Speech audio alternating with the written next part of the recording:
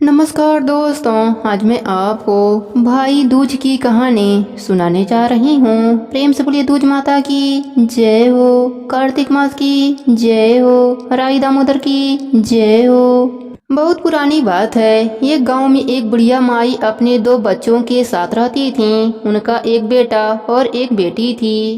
बेटी की शादी हो चुकी थी। एक बार भाई दूज के दिन भाई अपने बहन के घर जाने का मन बनाया, परंतु माँ कहती है क्या करेगा तू उसके घर जाकर, वह तो बहुत झगड़ैल है, बेकार में झगड़ा करेगी। परंतु बेटा नहीं मानता है और बहन के घर चल पड़ता है। रास्ते में नदी पड़ती है और नदी का पानी उसको देखकर उफान मारती है, जैसा कि पानी उसे डुबा लेगी। तब भाई नदी से विनती करता है कि अभी तो मैं बहन के घर जा रहा हूँ, वापस आने पर तुम मुझे डुबा लेना।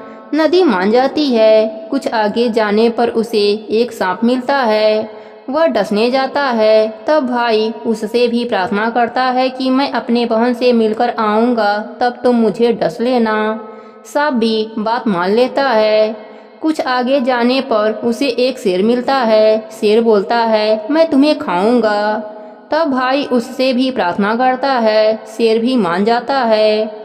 बहन के घर पहुंचते ही उसने अपने बहन को आवाज दिया। उस वक्त बहन सूत काट रही थी और उसी वक्त उसका सूत का तार टूट जाता है। परंपरा यह थी कि किसी के इकलौते भाई के बहन के सूत का तार टूट जाए तो वह तार जुड़ने तक किसी से भी बात न करे। अतः उसने अपने भाई के पुकार का कोई जवाब नहीं दिया। भाई फिर दूसरी बार आवाज दी, परंतु बहन ने फिर से नहीं बोला और सूत जोड़ने में लगी रही। भाई ने मन में सोचा कि माँ ठीक ही कह रही थी, मुझे यहाँ आना ही नहीं चाहिए था। यह तो शुरू से ही बहुत घमंडी है। भाई वापस जाने लगा। तभी बहन का सूत जुड़ गया और उसने अपने भाई को आवाज लगाई और ना बोलने का कारण भी बताया। फिर वह अपने भाई को भीतर ले गई और आदर सत्कार करने लगी। भाई को कई सालों बाद अपने घर देखकर उत्सुकता बस अपने पड़ोसन के घर गई और पूछने लगी यदि अपने प्राणों से भी प्रिय कोई मेहमान घर आए तो उसका सत्कार कैसे करना चाहिए। पड़ोसन ने उसका मजाक उड़ाने के लिए कह दिया कि ऐसा करो, तेल का चौका लगाओ और घी में चावल पकाओ। भोली बहन पड़ोसन के मजाक को समझ न सकी और उसने वैसा ही किया। अब ना उसका तेल का चौका सूख रहा था और ना ही घी में चावल पक रहे थे। उधर भाई बोला, बहन मुझे तो भूख लगी है, कुछ खाने को लाओ। बहन ने भाई को बताया कि भाई ना तो मेरा चौका सूख रहा है और ना ही मेरे चावल पक रहे हैं। तब भाई ने पूछा कि कैसे तुमने चौका लगाया और कैसी चावल बना रही हो। तब बहन बोली, मैंने पड़ोसन से पूछा कि यदि कोई प्राणों से भी प्रिय कोई अपने घर पर आए तो क्या करें। तब उसने बताया कि तेल का चौका लगा दो और घी में चावल पका दो। भाई बोला, अरे मेरी भोली बहन, तुम्हारा तेल का चौका अभी नहीं सूखेगा और ना ही कभी घी में चावल पकेंगे। ऐसा करो, पानी का चौका लगाओ और पानी में ही चावल पकाओ। फिर बहन ने ऐसा ही किया और खाना बनने पर सबने फिर खाना खाया। बहन ने भाई को बड़े प्यार से रखा। कुछ दिन रहने के बाद भाई बोला, बहन बहुत दिन हो गए हैं, अब मुझे जाना चाहिए, माँ भी घर पर अकेली है। तब बहन बोली, ठीक है भाई, सुबह चले जाना। प्रातः बहन उठी, चक्की पीसकर लड्डू बनाया और आधा लड्डू अपने बच्चों के लिए रख लिया और बाकी लड्डू रास्ते के लिए भाई को बांध दिया। प्रातः जब बच्चे उठे और वह लड्डू बच्चों को देने लगी तो उसने देखा कि लड्डू तो हरे रंग की हो गई है। तब वह जल्दी से चक्की में जाकर देखती है और वहाँ पर एक सांप चक्की में पिसा हुआ मिलता है। यह देखकर उसने तुरंत वह लड्डू फेंक दिए और भाई वह लड्डू खा न ले इसलिए भागती हुई वह भाई के पीछे पीछे गई। रास्ते में उसने देखा भाई एक पेड़ के नीचे सो रहा था। उसने सोचा भाई कहीं वह लड्डू खा तो नहीं लिया। इसी डर से वह जोर जोर से भाई को बुलाने लगी। भाई उसकी आवाज़ सुनकर घबराकर उठा। उसने पूछा, तुम इस तरह से क्यों चिल्ला रही हो। तब बहन ने कहा, लड्डू कहाँ हैं जो मैंने तुम्हें दिए थे? वह झझलाकर बोला, वह पेड़ पर टंगे हैं, जा ले लो। लड्डू को बहन ने झट से पेड़ से उतारकर एक गड्ढा खोदकर उसमें लड्डू को दबा दिया। उसके बाद भाई को सारी बात बताई। भाई ने कहा, बहन अभी तो तुमने मेरे प्राण बचा लिए, लेकिन रास्ते में 3 जगह और मेरी मौत खड़ी है, उससे मुझे कैसे बचाओगी? उसने अपने बहन को रास्ते की घटना, नदी, सांप और शेर की सारी बात बताई। तब बहन बोली, ठीक है, मैं तुम्हारे साथ घर तक चलती हूँ, तुम यहीं बैठो, मैं अपने घर होकर आती हूँ। वह घर गई। घर से अपने साथ कुछ मांस के टुकड़े, दूध और घाघरा चोली ले लिया और भाई के पास आ गई। मुझे प्यास लगी है, मैं अभी पानी पीकर आती हूँ। ऐसा कहकर वह घाट पर पानी पीने के लिए चली गई। वहाँ उसने एक बुढ़िया को बैठा हुआ देखा तो वह बोली, माई तुम जंगल में यहाँ अकेली क्या कर रही हो? तब वह बुढ़िया बोली, मैं मिथना हूँ, यहाँ मैं एक बहन की इकलौते भाई को सजा देने के लिए आई हूँ। वह बहन ने पूछा कि उस भाई ने ऐसा क्या अपराध किया है?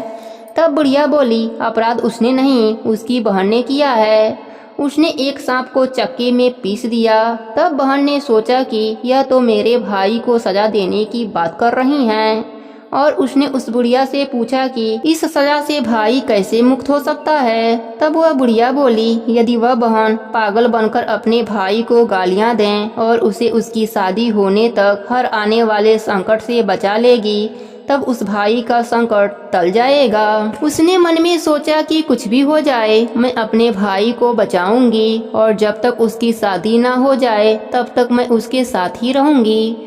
और वह अपने भाई के साथ चल दी। रास्ते में शेर आया। तब बहन ने झोली में से मांस निकालकर उसके आगे रख दिया। वह उन्हें खाने लगा और वह अपने भाई को लेकर वहां से आगे निकल गई। आगे गई तो सांप आ गया। उसने सांप के आगे दूध का कटोरा रख दिया। सांप दूध पीने लगा। कुछ आगे जाने पर नदी सामने आ गई तो बहन ने नदी की पूजा करके प्रणाम किया और नदी को घाघरा चोली भेंट किया। नदी प्रसन्न होकर वापस चली गई। इस तरह दोनों भाई बहन घर पर पहुँचे। घर पहुँचते ही वह पागलों की तरह भाई को गालियाँ देने लगी। तब माँ ने कहा कि मैंने तो पहले ही कहा था कि यह तो झगड़ैल है। तब भाई ने कहा, नहीं माँ, रास्ते में तो यह बिल्कुल भी ठीक थी, अब न जाने इसको क्या हो गया। तभी भाई के लिए एक रिश्ता आ गया। तब लोग कहने लगे, यह बहन पागल तो है किंतु भाग्यवान भी है। इसके आते ही भाई का रिश्ता आ गया। भाई के ससुराल वाले भाई को शगुन का टीका लगाने लगे तो वह बोली कि इस पागल को टीका मत लगाओ, मुझे लगाओ। तब लोगों ने कहा, ठीक है, आप भी भाई के साथ बैठ जाओ। बहन भाई के साथ बैठ गई। जब भाई को टीका लगाने लगे तो वहाँ पर आग लग गई। बहन को तो सब मालूम था, इसलिए वह पहले से ही तैयार थी। वह फुर्ती से आग को बुझा दिया। भाई का एक संकट फिर से टल गया। फिर शादी के कार्यक्रम शुरू होते ही हर कार्य में भाई के साथ रहती और जैसे ही कोई अशुभ घटना दिखता वह उसे ठीक कर देती। जब बारात के लिए दूल्हे का निकासी कराते हैं तो वह बोली, अरे इस पागल का निकासी क्यों कराते हो, पहले मेरी निकासी करवाओ। फिर निकासी के लिए दूल्हा आगे के दरवाजे से जाने लगा तो वह फिर से रोक दिया और बोली, आगे के दरवाजे से इसे क्यों ले जाते हो, पीछे के दरवाजे से ले जाओ। जैसे ही भाई पीछे के दरवाजे से बाहर जाता है तब तक आगे का दरवाजा गिर जाता है। ऐसे ही उसने एक बार फिर से भाई पर आया हुआ संकट टाल देती है। फेरों पर वह फिर से भाई को गालियां देती है, अरे इसके फेरे क्यों करवाते हो, फेरे पर तो मैं बैठूंगी। ऐसे ही दुल्हा दुल्हन की पहली रात हुई तो फिर से बोली, इन दोनों के साथ मैं भी अंदर जाऊंगी। तब लोगों ने कहा, इसे भी पर्दे के अंदर ही रहने दो। तभी रात्रि में वहाँ एक सांप आया। बहन तो पहले से ही तैयार बैठी थी। उसने तलवार से सांप को काट दिया और उसके ऊपर टोकरी रख दिया। सुबह जब माँ सब लोगों को विदा करने लगी तो वह बोली, इन सबसे पहले मुझे विदा करो। और उसने भाई पर आए हुए सारे संकट की बात बताई और कहा कि मुझे इसके विवाह तक यह स्वांग करना था, अब इसके सारे संकट टल गए हैं। तब सभी प्रसन्न हो गए और माँ ने उसे गले से लगा लिया और खूब सारा धन देकर विदा किया। जो भी इस कहानी को कहता है या सुनता है, उसके ऊपर दूज माता की कृपा से हर संकट दूर हो जाता है। हे दूज माता, जैसे आपने उस बहन के भाई के संकट को दूर किया, वैसे ही सभी के संकट को दूर कर देना।